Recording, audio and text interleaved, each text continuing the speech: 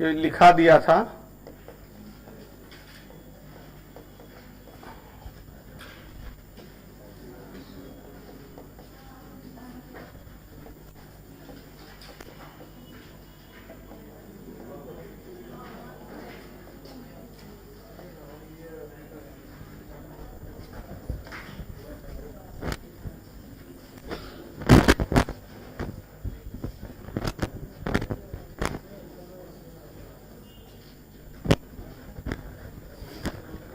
तो मौर्य साम्राज्य हम लोग पढ़ रहे हैं और मौर्य साम्राज्य में मैंने बताया था कि मौर्य साम्राज्य का संस्थापक, founder of Mauryan empire was Chandragupta Maurya.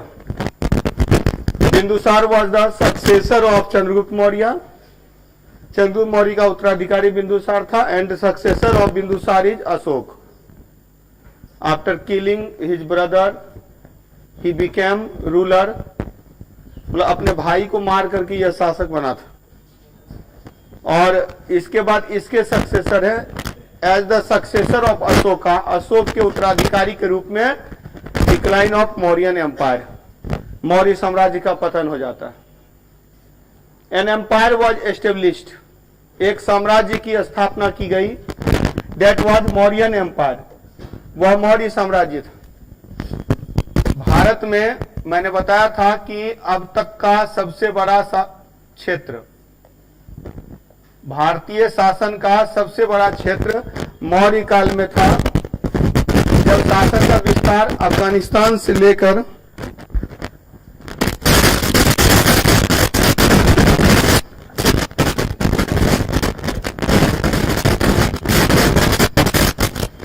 क्या हो रहा है? हाँ? किससे?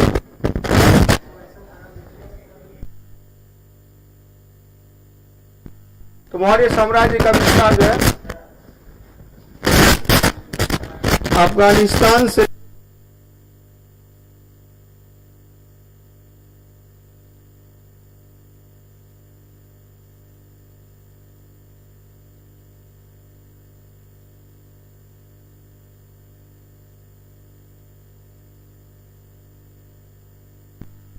से लेकर के कहां तक था?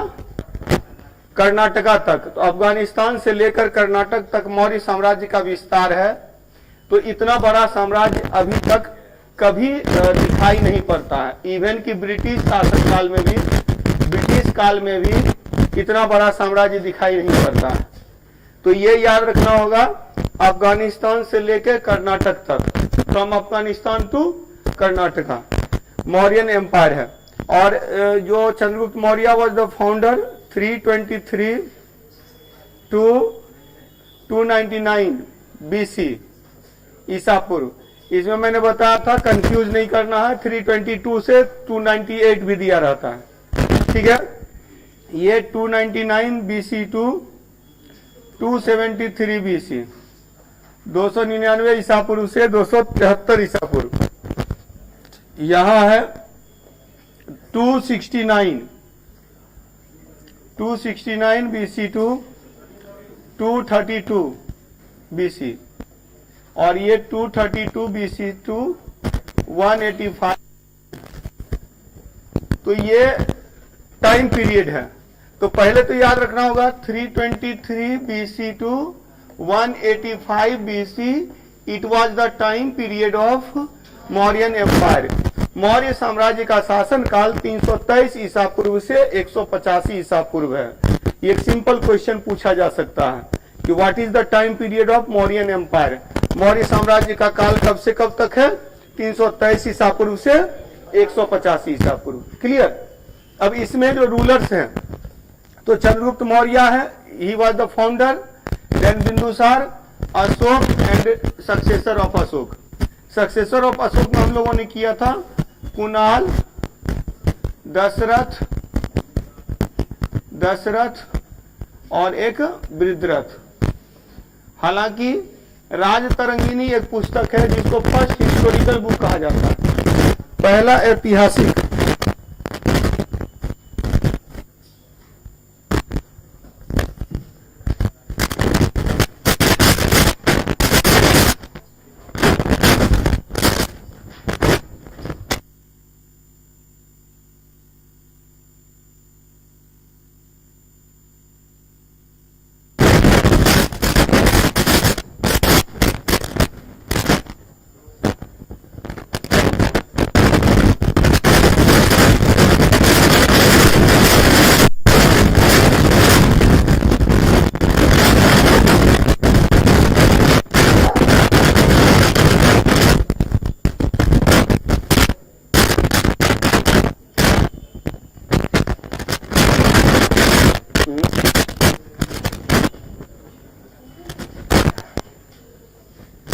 तो पहला ऐतिहासिक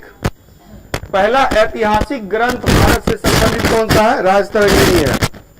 और राजतरंगिणी में चर्चा मिलती है, राजतरंगिणी में चर्चा मिलती है कि अशोक के बाद कश्मीर का शासक जालौक हुआ था। अशोक के बाद जालौक हुआ था। मौर्यन एम्पायर पीरियड कब से कब तक? 323 BC टू 185 BC। और इसमें फर्स्ट रूलर कौन है? चंद्रगुप्त मौर्य। तो चंद्रगुप्त मौर्य के बारे में लिखेगा, पॉइंट लिखेगा। Chandragupta Maurya established Mauryan empire. चंद्रगुप्त मौर्य ने घनानंद के शासन का अंत कर Chandragupta Maurya established Mauryan empire after ending the rule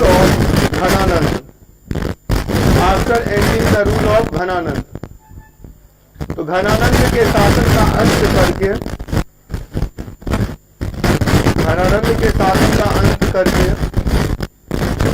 Chandragupta Maurya ने क्या किया? मौर्य वंश की स्थापना की, मौर्य साम्राज्य की स्थापना की। घनानंद के शासन का अंत करके मौर्य साम्राज्य की स्थापना की। कब किया था?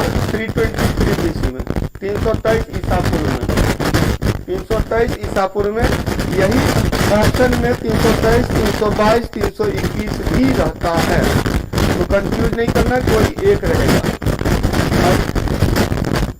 नेक्स्ट पॉइंट लिखिएगा, प्लूटार्क के अनुसार, अकॉर्डिंग टू प्लूटार्क के अनुसार,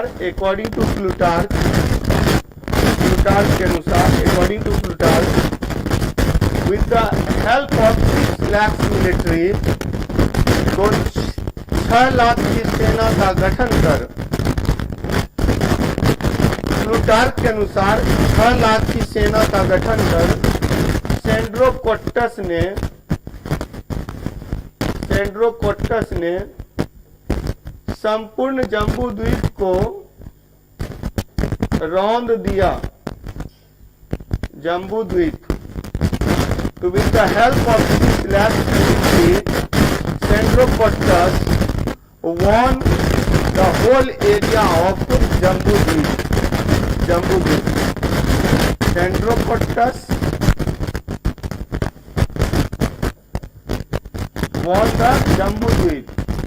तो जम्बू द्वीप को रौंद दिया। प्लूटार्क के अनुसार सेंड्रोकोट्टस ने 6 लाख की सेना गठन करके सेंड्रोकोट्टस ने संपूर्ण जम्बू द्वीप को रौंद डाला। दैट मीन्स कि ये जो विशाल साम्राज्य था, अफगानिस्तान से लेकर के कर्नाटक तक, इस विशाल साम्राज्य की स्थापना चंद्रगुप्त मौर्य ने की। आप देखेंगे कि इस विशाल में कोई युद्ध नहीं था। इसके समय में 2 विद्रोह हुए थे जिसे उसने दबाया। अशोक एकमात्र क्षेत्र को जीतता है और वो है कलिंग, उड़ीसा, जिसको इसने अपना 5वां प्रांत बनाया। 4 प्रांत थे इसमें, दक्षिणावर्त, उत्तरापथ, मध्य देश और प्राच्य देश, यानी 4 प्रांत ऑलरेडी पहले से थे। इसमें 5वां कलिंग को जोड़ा था अशोक ने। अशोक ने केवल एक युद्ध जीता, कलिंग। उससे पहले भी इतना बड़ा साम्राज्य था, वो स्थापित किया गया था चंद्रगुप्त मौर्य के द्वारा। एक विशाल साम्राज्य की स्थापना किसने किया था? चंद्रगुप्त मौर्य ने किया। तो चंद्रगुप्त, और इसकी जानकारी यूनानी इतिहासकार भी देते हैं। तो हमारे लिए सबसे इंपॉर्टेंट है चंद्रगुप्त मौर्य। घनानंद के शासन का अंत करने के लिए, to end the rule of Ghanananda के शासन का अंत करने के लिए चंद्रगुप्त मौर्य ने घनानंद के शासन का अंत करने के लिए चंद्रगुप्त मौर्य ने क्या किया था? तो सिकंदर से भी हेल्प लेने का प्रयास किया, सिकंदर से भी मदद लेने का प्रयास किया था। लेकिन जो है सिकंदर उससे बात पटुता से बोलने से, जैसे आप किसी की मदद लेने जाइएगा तो झुक के जाइएगा ना, और वो गया था सीना तान के मदद मांगने। तो कहने का अर्थ है कि उसका जो व्यवहार था वो सिकंदर को पसंद नहीं आया। अपनी सेना को उसने आदेश दिया कि मारो इसको, पकड़ो मारो, इसी तरह से जान बचाकर भागा था। तो उससे पहले तक चंद्रगुप्त मौर्य का एक ही लक्ष्य था, घनानंद के साथ अंत करना। लेकिन इस घटना के बाद इसका दूसरा लक्ष्य भी था, यूनानियों को भी भगाना है भारत। तो जब सिकंदर वापस गया था इस क्षेत्र में, सेल्यूकस को साथ गवर्नर बना दिया था, राज्यपाल बना दिया था। इसीलिए after establish the rule in Magadha in as Mauryan empire he won, मतलब ही डिफीटेड सेल्यूकस निकेटर। पहले तो मगध को जीत लिया, मौर्य साम्राज्य की स्थापना कर दी और तब उसको हराया। हालांकि इस पे विवाद है। मुद्रा राक्षस की कहानी मैंने बताया था, जिसमें कि लिखा मिलता है, जिसको ऐतिहासिक नहीं कहानी ज्यादा माना जाता है। जबकि सेल्यूकस निकेटर और चंद्रगुप्त के बीच के युद्ध की चर्चा एक इतिहासकार भी करता है, जिसका नाम है एप्पियानस। भारतीय ग्रंथ पर हम विश्वास न करें, लेकिन इस ग्रंथ पे आपको विश्वास करना होगा, जो यूनानियों ने भी लिखा। क्लियर? और बौद्ध ग्रंथ में भी ऐसा मिलता है। तो दोनों को मिला करके तब माना जाता है कि जब हम लोग चंद्रगुप्त मौर्य की बात करते हैं, when we talk about Chandragupta Maurya, तो 3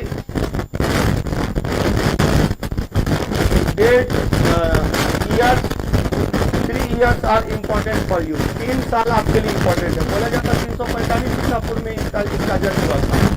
लगभग 22 वर्ष की अवस्था में ये शासक बना। लगभग 22 वर्ष की अवस्था में ये शासक बना। 323 ईसा पूर्व। सोचिए, जब पढ़ने लिखने की उम्र है, 22 वर्ष की अवस्था में इसने शासन प्राप्त कर लिया, शासक बन गया। 323 ईसा पूर्व जन्म हुआ था, 345 ईसा पूर्व। इसके बाद 305 ईसा पूर्व एक इम्पोर्टेंट सेक्शन है।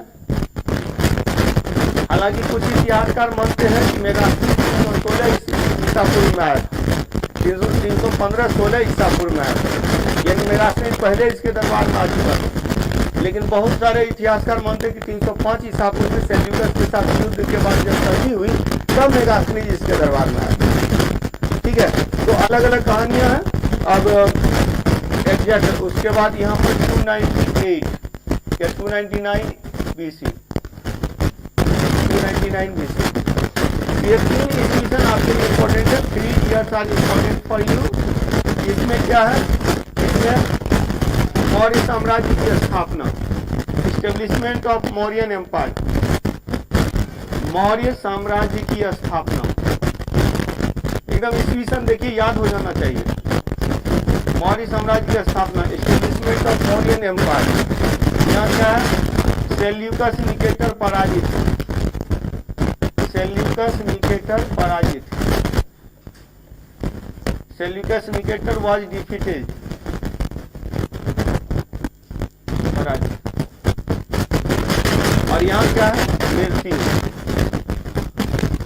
मृत्यु, इसमें भी कहानी है।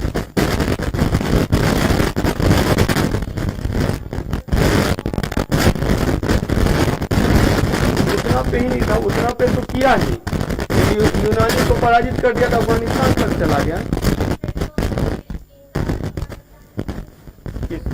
घनानंद का शासन, वहां पर जो बताए भी थे ना, पोरस है, आम्भी है, उन लोगों का शासन चल रहा है। मगध तक नंद तो धीरे धीरे साम्राज्य का विस्तार हो रहा है।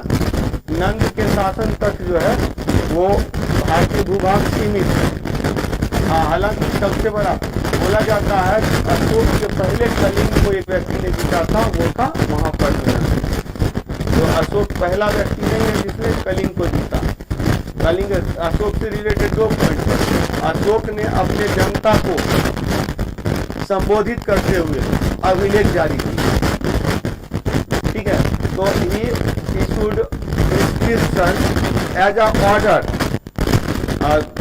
To relate with public. Public से संबंधित होने के लिए उसने एक ऑर्डर के रूप में, राज्यादेश के रूप में अभिलेख जारी किया था अशोक ने। क्लियर। चंद्रगुप्त मौर्य का काल कब से कब तक? पहली बात तो ये याद रखिएगा, ही बॉर्न इन 345 BC, 345 ईसा पूर्व में जन्म हुआ। जैसा कि माना जाता है कि 22 वर्ष की अवस्था में वो शासन किया, तो 22 साल इससे घटा देंगे तो हो जाएगा 345 ईसा पूर्व 345, क्लियर। उसके बाद जो है 305 में ही डिफीटेड सेल्यूकस निकेटर, उसने सेल्यूकस निकेटर को पराजित किया। और 299 BC में ये डाइड, उसकी मृत्यु हो जाती है। अब यहाँ पर याद रखेंगे कि मौर्य साम्राज्य की स्थापना हुई। चंद्रगुप्त मौर्य को सेंड्रोकोट्टस या एंड्रोकोट्टस बोला जाता है। सेंड्रोकोट्टस और एंड्रोकोट्टस, नहीं वो एमेट्रोकोट्टस था, एमेट्रोकोट्टस, अमित्रघात। ये एंड्रो या सेंट, इसमें मैंने तो काफी पढ़ रखा है, तो इसमें आप लोगों के लिए उतना इम्पोर्टेंट नहीं है, किंतु बोला जाता है ना जो एस्ट्रेबो, एपियानस, जस्टिन, ये तीनों मानते हैं कि ये सेंड्रोकोट्टस था। और जो एरियन और प्लूटार्क, वो दो लोग मानता है कि एंड्रोकोट्टस। तो अलग अलग यूनानी इतिहासकार इसको एंड्रोकोट्टस या सेंड्रोकोट्टस कहता है, तो वो विवाद का विषय नहीं है। बस सेंड्रोकोट्टस या एंड्रोकोट्टस के रूप में किसे जाना जाता है? चंद्रगुप्त मौर्य को। Chandragupta Maurya is also known as Sandrocottus और Androcottus by Greek historian, Greek इतिहासकारों ने इसे माना। अब है सेल्यूकस निकेटर जब पराजित हुआ ना, इसके बाद संधि हुई, देयर वाज अ ट्रीटी, संधि हुई, ठीक है। और ये जो संधि हुई,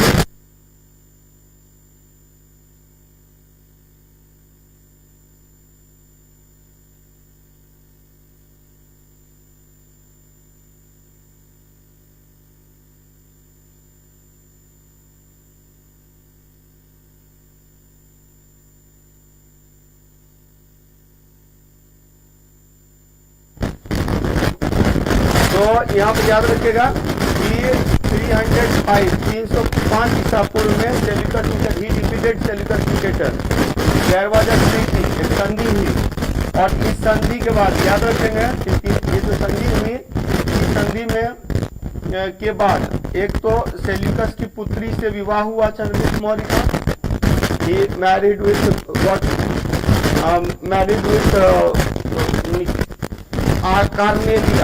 कार्नेलिया और हेलेना।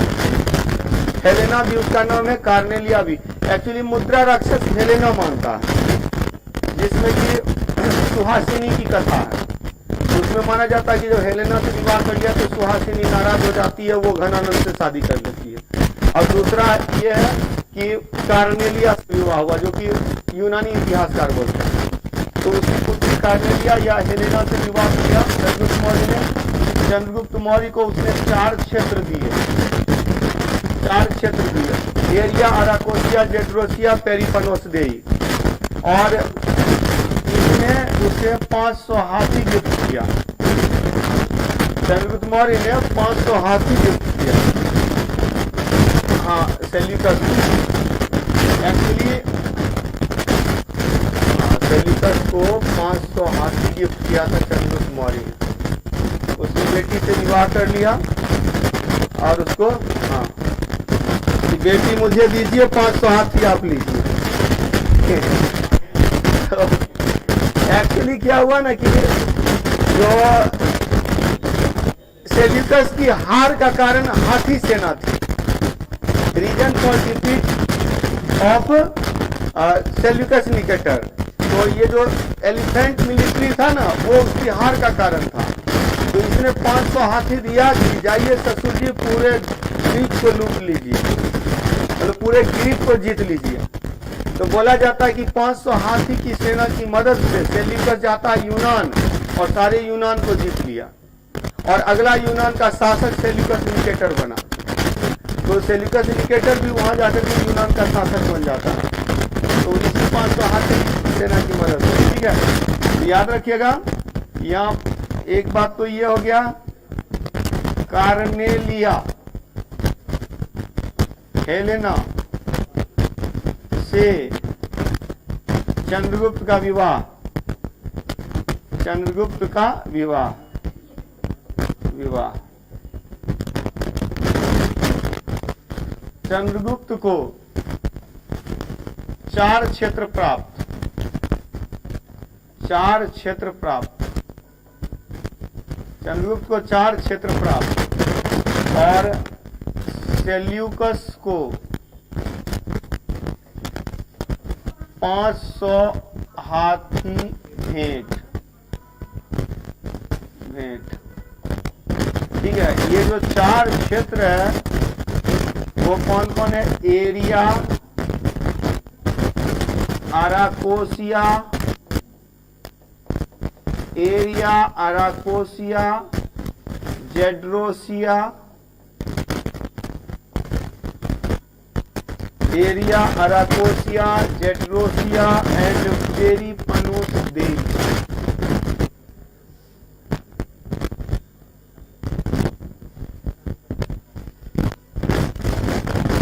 पेरिपनोस देई,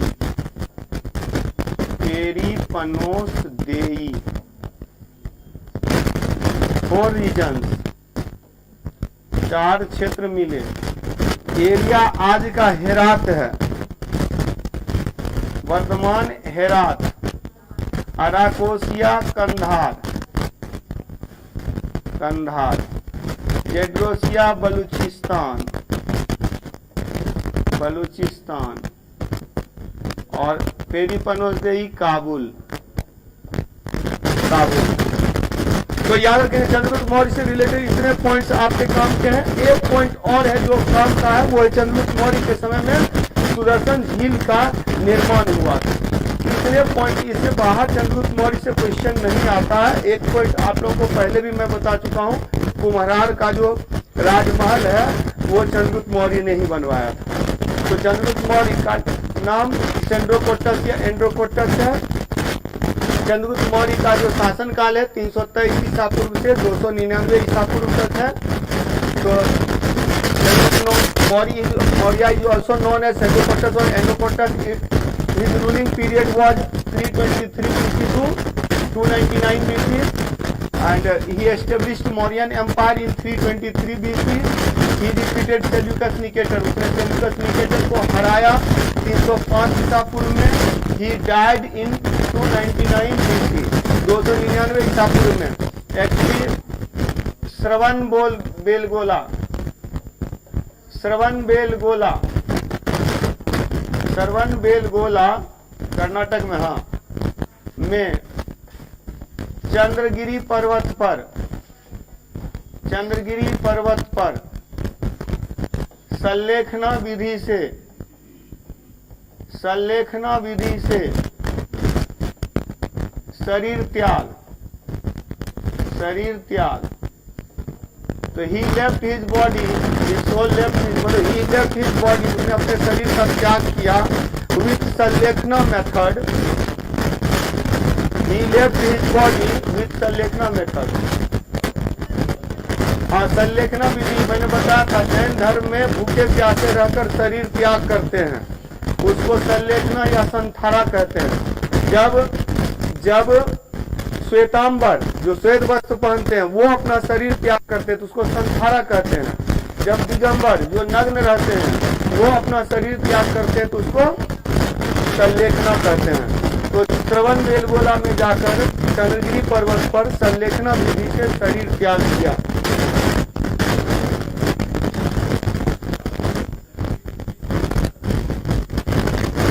कहाँ पे की जाती है, क्या मतलब?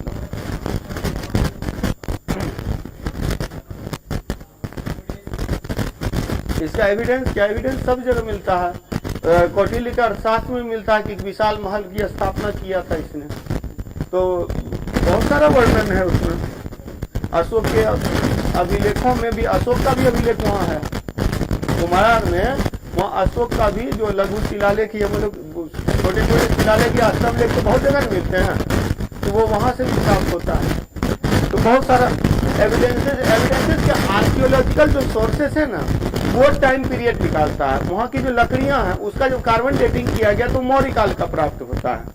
प्लस जो पुस्तकें उस समय की समकालीन पुस्तकें, उसमें 1000 स्तंभों वाले महल की चर्चा मिलती है। ठीक है, ज्यादा दिमाग नहीं लगाना, नहीं मजाक नहीं कर रहा हूँ। देखिए इतिहास में बहुत सारे फैक्ट्स हैं। हाँ नहीं, वही बात मैं बता रहा हूँ। ऐसे एविडेंस की जगह तो हर चीज का एविडेंस होगा, या तो आर्कियोलॉजिकल होगा या तो लिटरेचर होगा। अब इसमें है कि जितने फैक्ट्स हैं सबका एविडेंस खोजने जाइएगा तो फिर दिक्कत हो जाएगी। इसलिए जितना मिल रहा है ना उतना को दिमाग बैठाइए, उस पर ज्यादा नहीं सोचना। बस चंद्रगुप्त मौर्य का इसका इतना काल उसने एक राजमहल बनवाया वो है, तो जो कहानियां दिमाग बैठती जा रही उतने पर करते हैं, नहीं तो पता चला हिस्ट्री से भी पीएचडी होता है। चलिए देखिए, तो चंद्रगुप्त मौर्य से रिलेटेड इतना पॉइंट आपको दिमाग में रखना है। 323 ईसा पूर्व में इसने मौर्य साम्राज्य की स्थापना की। चंद्रगुप्त को कब हराया? 305 ईसा पूर्व में। 299 में इसकी मृत्यु हो जाती है। एक्चुअली 299 में घटना घटती है, मगध में अकाल पड़ गया, ड्राउट इन मगध। और इसी में मैंने बताया था कि भद्रबाहु के नेतृत्व में, in the leadership of Bhadrabahu, तो some people went to south, दक्षिण चले गए। और Chandragupta Maurya was also in that group, उस ग्रुप में चंद्रगुप्त मौर्य भी था। इसने अपना राजपाट दे दिया बिंदुसार को, बेटे को दे दिया। He made his son the successor, अपना उत्तराधिकारी बना दिया कि अब संभालो, अब मैं चला, और चला जाता है। और वहीं श्रवण बेलगोला में एक पर्वत पर इसने शरीर त्याग किया। उस पर्वत का नाम भी इसी के नाम पर चंद्रगिरी पर्वत पड़ा। ठीक है, चंद्रगुप्त के मौर्य के नाम पर। और सेल्यूकस के साथ जो संधि हुई, इस संधि की चर्चा, that treaty was described only one historian, by only one historian, that is Appianus. Appianus के द्वारा इसकी चर्चा की गई।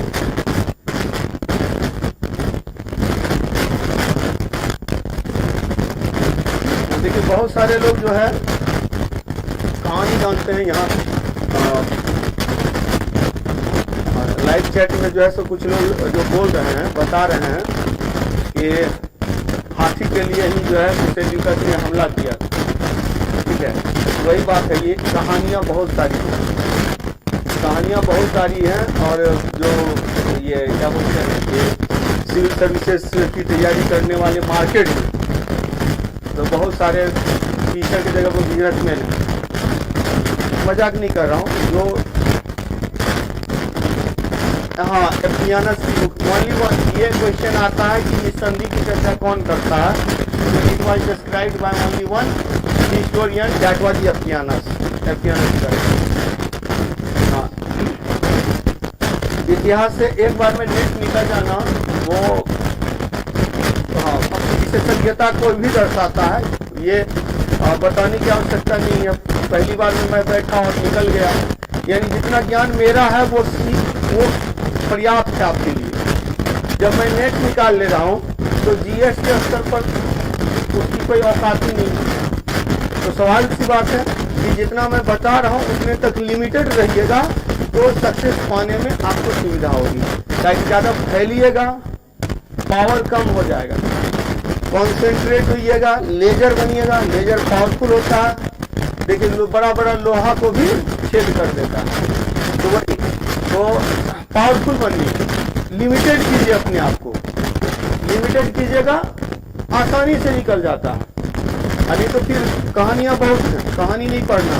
क्लियर, सब दिमाग बैठ गया। चंद्रगुप्त मौर्य से रिलेटेड इतने पॉइंट्स। अब इसके बाद हम लोग देखते हैं चंद्रगुप्त मौर्य के बाद आया, हाँ लिखिएगा, एक पॉइंट लिखिएगा। चंद्रगुप्त मौर्य के शासन काल में, in the tenure period of Chandragupta Maurya, Chandragupta Maurya के शासन काल में, चंद्रगुप्त मौर्य के शासन काल में, in the tenure of Chandragupta Maurya, Saurashtra Gujarat में, इन सौराष्ट्र गुजरात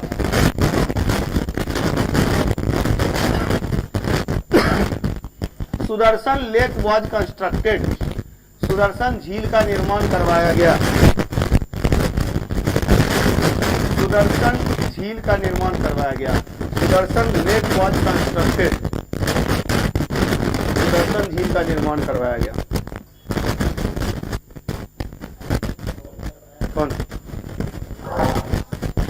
हाँ, सुदर्शन झील बता रहे हैं। सुदर्शन झील का निर्माण करवाया गया था कहाँ? सौराष्ट्र में। सौराष्ट्र कहाँ? गुजरात में। और उस समय सौराष्ट्र का गवर्नर पुष्यगुप्त था। तो लिख लीजिएगा, सुदर्शन झील के निर्माण के समय during the construction of Sudarshan lake, Sudarshan झील के निर्माण के समय during the construction of Sudarshan lake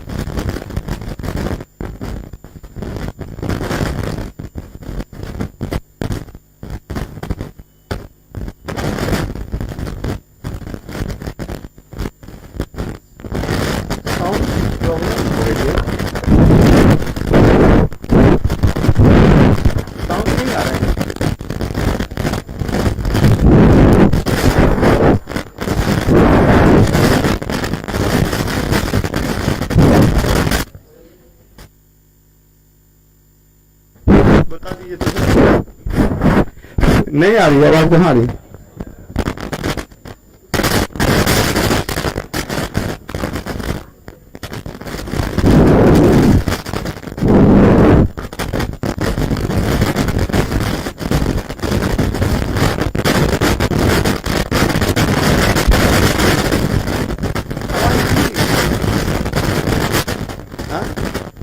आवाज आ रही है?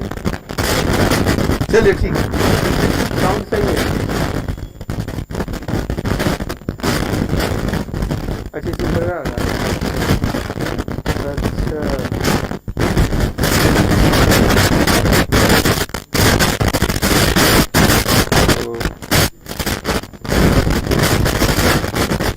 तो साउंड कम हो रही है।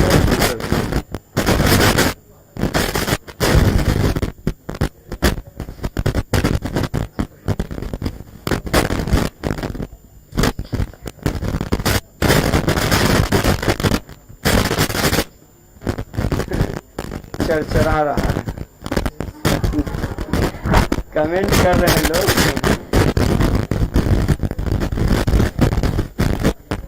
बैटरी, अच्छा बैटरी चार्ज सही में सही, बैटरी फुल चार्ज है। चलिए आज वो ये कर लीजिए।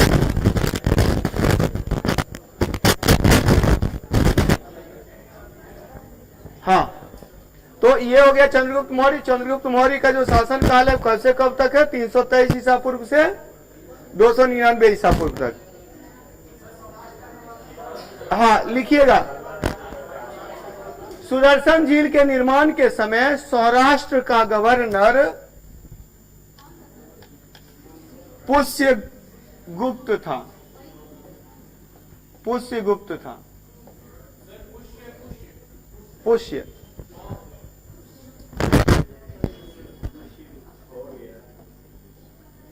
पुष्यगुप्त पुष्यगुप्त था। तो सौराष्ट्र का गवर्नर, अभी सौराष्ट्र गवर्नर आप लोगों का पीछा छोड़ने वाला नहीं है, वो अभी आएगा। अभी जो है सो गुप्त शासक तक, गुप्त शासक स्कंद गुप्त तक इसकी चर्चा होगी। सुदर्शन झील का निर्माण तो करवा दिया गया था चंद्रगुप्त मौर्य के समय में, अशोक के समय में इसकी मरम्मती हुई, रुद्रदामन के समय में इसकी मरम्मती हुई, और स्कंदगुप्त के समय में इसकी मरम्मती हुई। It was constructed in the period of Chandragupta Maurya but it was repaired, ठीक है, इन the time period of Ashoka, Rudradaman and Skandagupta. तो स्कंदगुप्त तक इसकी चर्चा करेंगे, और हर एक के टाइम पीरियड में सौराष्ट्र का गवर्नर कौन था वो भी पढ़ना है। अशोक के समय में तुषास्प था, रुद्रदामन के समय में सुविशाख था, और जो किसके स्कंदगुप्त के समय में पर्णदत्त था, जिसका पुत्र चक्रपालित था, जिसने इसकी मरम्मती करवाई थी। तो उसके बारे में आगे पढ़ना है। अभी बस इतना याद रखना है, चंद्रगुप्त मौर्य से रिलेटेड इतने पॉइंट्स आपके लिए इंपॉर्टेंट हो गए। चंद्रगुप्त मौर्य के बाद आता है बिंदुसार।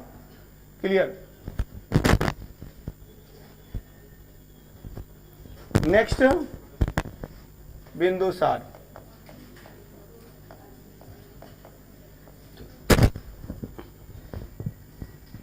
बिंदुसार का समय कितना से कितना है? 299 टू 273 बीसी, 299 से 273 ईसा पूर्व। बिंदुसार के काल को 3 घटनाओं से हम लोग समझते हैं, 3 बातें इसके काल से संबंधित हैं। हालांकि इसे ज्यादा कुछ करना नहीं पड़ा, लेकिन एक बड़ा साम्राज्य को बनाए रखना इसके लिए चुनौतीपूर्ण था। तो इसके समय में विद्रोह होते हैं, रिवोल्ट, विद्रोह, इसके समय में विद्रोह होते हैं। इसके समय में राजदूत आते हैं और इसके समय में एक डिमांड की गई, मांग की गई।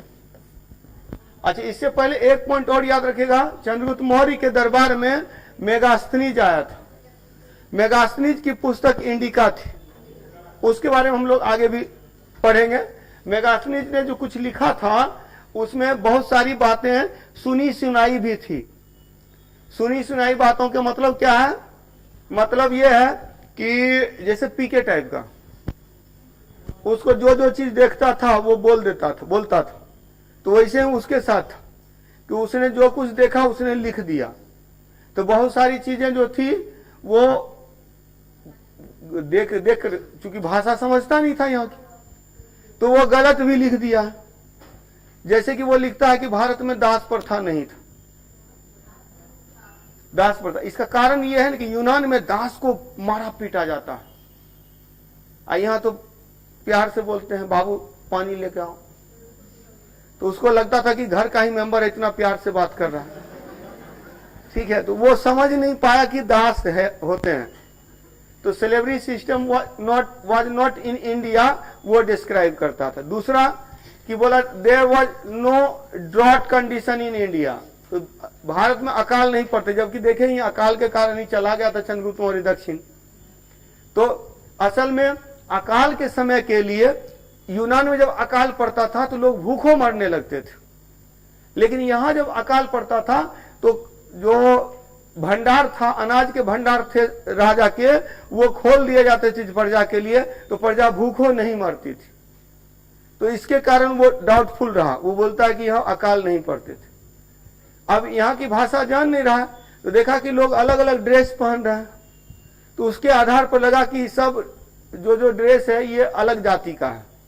तो वो बोलता है कि भारत में 7 जातियां हैं, ठीक है।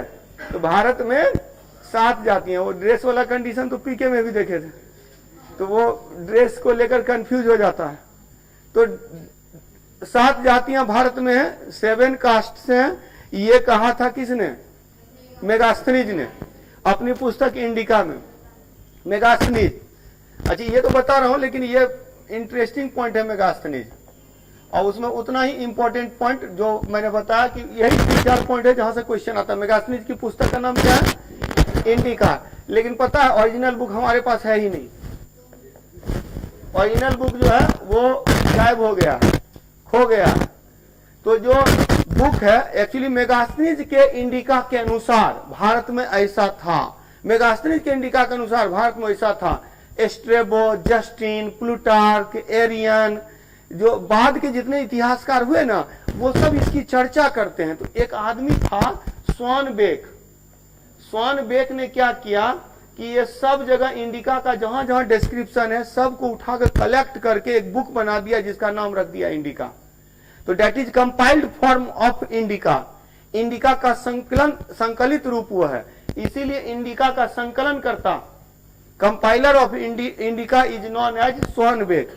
तो स्वानबेक इंडिका का कंपाइलर है, संकलन करता है। Original book is not available, मूल प्रति उपलब्ध नहीं है। इंडिका पुस्तक लिखी गई थी मेगास्थनीज के द्वारा। मेगास्थनीज भारत में आया था चंद्रगुप्त मौर्य के समय में। मेगास्थनीज ने कुछ बातें लिखी कि भारत में दास प्रथा नहीं है, भारत में अकाल नहीं पड़ता है, भारत में 7 जातियां हैं। और इसी ने लिखा था कि भारत के लोग 2 देवताओं की पूजा करते हैं, एक डायोनिसस की पूजा करते हैं और एक हेराक्लीज की पूजा करते हैं। हेराक्लीज, डायोनिसस शिव भगवान, रुद्र रूप, ठीक है, तांडव वाला, और एक प्रेम का रूप हेराक्लीज, कृष्ण, विष्णु। तो कृष्ण की पूजा करते हैं और शिव की पूजा करते हैं। तो कृष्ण को हेराक्लीज के रूप में और शिव को डायोनिसस के रूप में डिस्क्राइब किया है मेगास्थनीज ने। मेगास्थनीज से रिलेटेड इतना ही पॉइंट पूछा जाता है, इतने ही क्वेश्चन बनते हैं। क्लियर? क्लियर? तो ये हो गया मेगास्थनीज की इंडिका। इंडिका बुक किसने लिखी थी? मेगास्थनीज ने। इंडिका का कंपाइलर कौन है? स्वानबेक। मेगास्थनीज की इंडिका, इंडिका का कंपाइलर स्वानबेक। मेगास्थनीज के अनुसार भारत के लोग दो देवताओं की पूजा करते थे, Dionysus Heracles. Dionysus Shiva, Heracles Krishna. Heracles Krishna, Dionysus Shiva. और इसके बाद मेगास्थनीज ने कहा 7 जातियां होती हैं, 7 कास्ट्स हैं। मेगास्थनीज ने कहा दास प्रथा नहीं था। मेगास्थनीज ने कहा था कि यहाँ अकाल नहीं पड़ते हैं। क्लियर? अब देखिए बिंदुसार से रिलेटेड पॉइंट्स। बिंदुसार, तो बिंदुसार से रिलेटेड पॉइंट है कि in the time period of Bindusara there were 2 revolts, 3 revolts in 2 places. 2 स्थान पर 3 विद्रोह हुए। 2 स्थान पर 3 विद्रोह हुए। कहां कहां? तो तक्षशिला में, इन तक्षशिला 2 विद्रोह हुआ।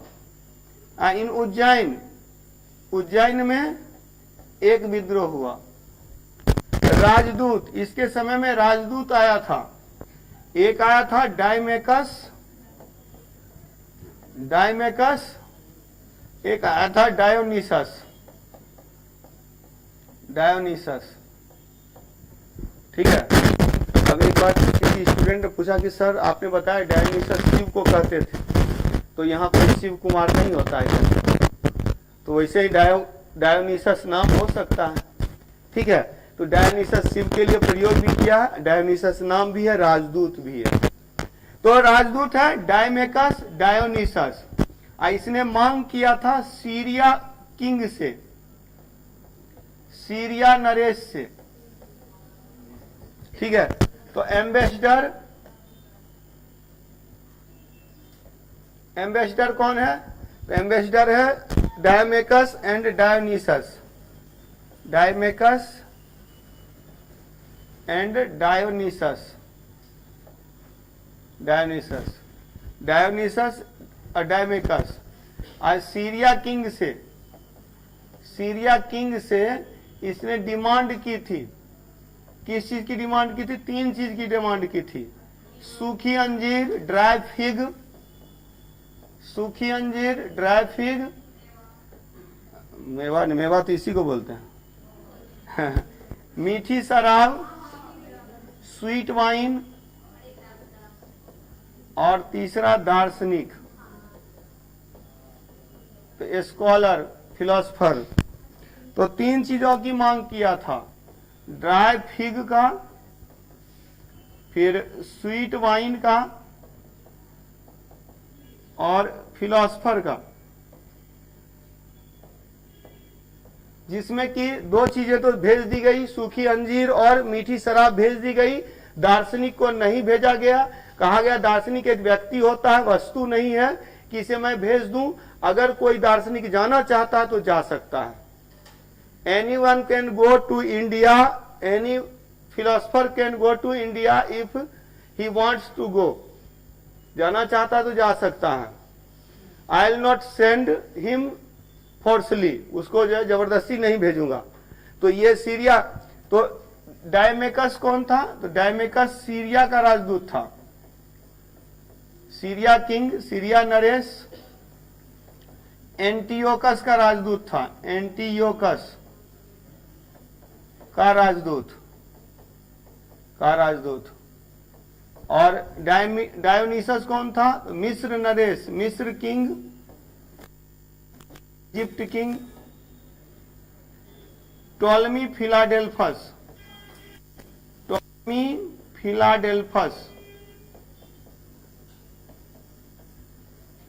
का राजदूत था। टॉलमी फिलाडेल्फस का राजदूत था। क्लियर? तो in the time period of Bindusara there were 3 revolts. ठीक है? देयर वेर 3 रिवोल्ट्स, 3 रिवोल्ट्स हुए। 2 वॉज इन तक्षशिला, तक्षशिला में 2 विद्रोह हुआ। तक्षशिला में 2 विद्रोह हुआ और उज्जैन में 1 विद्रोह हुआ। बोला जाता है तक्षशिला का जो विद्रोह हुआ था ना, उस विद्रोह को दबाने के लिए सुसीम को भेजा गया। बोला जाता है पहला विद्रोह सुसीम ने दबा दिया, लेकिन दूसरा विद्रोह वो नहीं दबा पाया, तो अशोक जाकर के हेल्प किया था उसकी। अशोक की हेल्प से दूसरे विद्रोह को दबाया। लेकिन फिर मैं बता रहा हूं कि कहानी 2 तरह की है। एक कहानी है कि पहले अशोक ने तक्षशिला का विद्रोह दबाया, फिर अशोक ने ही विद्रोह कर दिया तो सुसीम जाकर उसके विद्रोह को दबाया। एक कहानी ये है। और दूसरी कहानी जो किताबों में लिखी मिलती है, अशोकावदान, दिव्यावदान, ये सब पुस्तकों में मिलती है, तो वो ये है कि सुसीम ने पहले विद्रोह को दबा दिया, दूसरे विद्रोह में उसको अशोक की हेल्प लेनी पड़ी, अशोक की मदद से, और तक्षशिला के विद्रोह को दबाकर फिर उज्जैन में जब रिवोल्ट होता है, पब्लिक ने रिवोल्ट किया, रिवोल्ट बाय पब्लिक, तो that revolt was suppressed bye Ashoka. Ashok ने उज्जैन के विद्रोह को दबाया। तो जिसमें 273 बीसी में 273 ईसा पूर्व में जिस समय बिंदुसार की मृत्यु हुई, उस समय Susima was the governor of Takshashila. Susima Takshashila का गवर्नर था and Ashoka was the governor of Ujjain. Ashoka Ujjain का गवर्नर था। तो अब देखिए तक्षशिला कहाँ, उज्जैन कहाँ है। अगर मैप में आप देखेंगे तो हाँ, तो ये जो है तक्षशिला, तक्षशिला यहाँ है, अब उज्जैन यहाँ है, यहाँ पाटलिपुत्र है, ये नजदीक है। आ गया फटाक से, आकर के शासन प्राप्त कर लिया। 273 में ही राजा बन गया अशोक, लेकिन बड़ा भाई था सुसीम, तो फिर अपना राज्याभिषेक नहीं करवाया। Crown ceremony was done in 269 BC, 269 ईसा पूर्व में। इसीलिए 4 साल के बाद, इस बीच में जब ये यहां से आ रहा था तो रास्ते में ही शूटर भेज करके उसको शूट कर दिया। और उस समय तीरंदाज होते थे, आजकल जो है सो बंदूक वाले शूटर होते हैं। तो 20 लगा, तीर जो है वो मार दिया और इस तरह से सुसीम की हत्या करवा दी। तो after the death of Susima, Susima की हत्या के बाद कोई विरोध करने वाला नहीं था, तो अशोक शासक बन गया। ठीक है। और ऐसे तो बौद्ध ग्रंथ में मिलता है कि अपने 99 भाइयों की हत्या करके अशोक ने शासन प्राप्त किया। तो थोड़ा लगता है बढ़ा चढ़ा के कहा गया, 99 भाई की हत्या करके। जैसे महाभारत में 100 भाई है कौरव, तो बढ़ा चढ़ा के लिखा गया है। हाँ, स्वाभाविक सी बात है। थोड़ा मतलब कि वो कहानियां इसीलिए बोला जाए, वो सब इसीलिए मनगढ़ंत कहानी इसीलिए कहा गया। दोनों का कारण है कि एक्चुअली 100 भाई कौरव थे, उसको 5 पांडव ने हरा दिया। क्यों? क्योंकि वो अधर्म के रास्ते पे थे, ये 5 धर्म के रास्ते पे है। अच्छा अगर कीजिएगा आप तो आप पावरफुल रहिएगा। देखिएगा कि घूस लेने वाला अफसर ऐसे भी डरा हुआ रहता है कि पता नहीं कब पकड़ा जाएंगे, और जो नहीं लेता है वो एकदम सीना तान के चलता है। तो हाँ, तो वही बात है। तो इस कारण से क्या होता है ना कि गलत करने पर थोड़ी सी डर बनी रहती है, तो अधर्म की हार होती है, धर्म की जीत होती है। यहाँ भी कुछ, अब यहाँ क्या था, यहाँ बताया बौद्ध धर्म अपना बड़ाई करने के लिए कि ये 99 भाई को मार के शासक बना, लेकिन जब इसने बौद्ध धर्म को अपनाया, इसने हिंसा का त्याग कर दिया, इसने मारपीट छोड़ दिया। बौद्ध धर्म इतना बढ़िया है। तो कुछ इस तरह से तो थोड़ा सा बढ़ा चढ़ा कर कही गई बातें भी है। चलिए ठीक है। तो ये बिंदुसार लिखिएगा एक पॉइंट। 273 ईसा पूर्व में इन 273 बीसी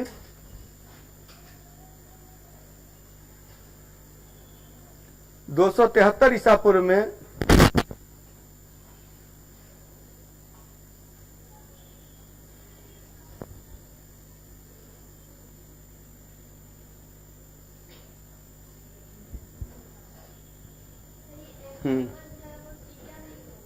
क्या, हाँ, एंटीओकस सीरिया का किंग है। टॉलेमी जो है सो ये मिस्र का शासक, मिस्र किंग नहीं है, नरेश किंग, किंग।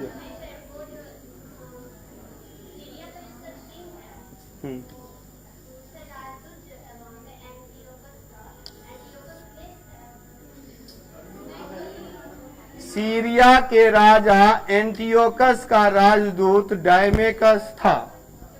मिस्र के राजा टॉलमी फिलाडेल्फस का राजदूत डायोनीसस था। ठीक है, चलिए क्या लिखे, 273 ईसा पूर्व में जब बिंदुसार की मृत्यु हुई, व्हेन बिंदुसार डाइड,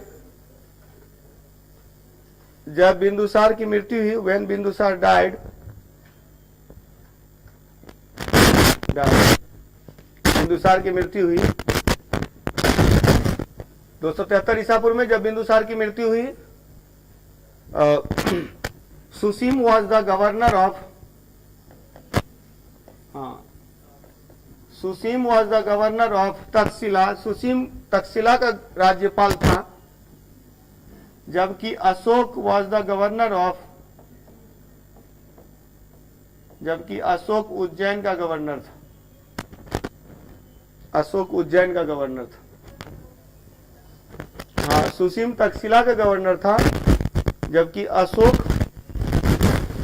उज्जैन का गवर्नर था। Ashoka was the governor of Ujjain. Clear? Ujjain का गवर्नर अशोक था और उसका था तक्षशिला का गवर्नर सुसीम था। और इसके बाद जो है सो अशोक आता है, Ashok became the ruler, Ashok शासक बना। तो और अशोक के शासन के बाद हम लोग देखेंगे मौर्य साम्राज्य में मौर्य प्रशासन, मौर्य साम्राज्य से संबंधित हम लोग इसको खत्म करते हैं, क्योंकि अशोक और मौर्य साम्राज्य से संबंधित अन्य बातें मौर्य प्रशासन के बारे में, मौर्य एडमिनिस्ट्रेशन के बारे में पढ़ेंगे।